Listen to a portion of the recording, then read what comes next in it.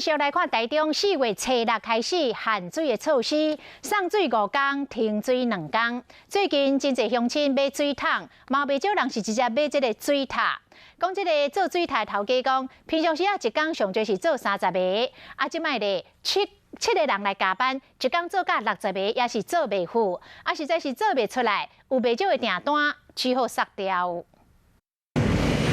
工厂内底7个人赶工做水塔，大家分工合作，无用甲变过。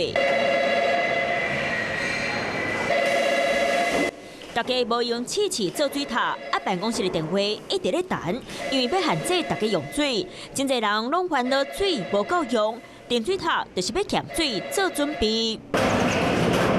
工厂做好的水塔全部扫去工厂头前的空地仔坑，不过空地仔拢互坑到无路通好行，头家要紧排单整理，准备出货。做一半有啦，哎呀，但是也做不出来。一天做到什么时候这样？8、9点呐，也会累啊，员工也会累啊。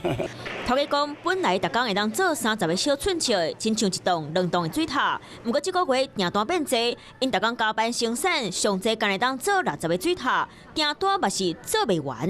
订单来到什么时候？差不多6月份左右了。 订水塔量变多，头家讲大部分是家庭或者是工厂，资本已经有水塔用好，即马搁加买一个水塔来欠水，因着算生理有变好，不过欠水嘛是大家无想要拄到的，希望紧就好，才能解决无水的问题。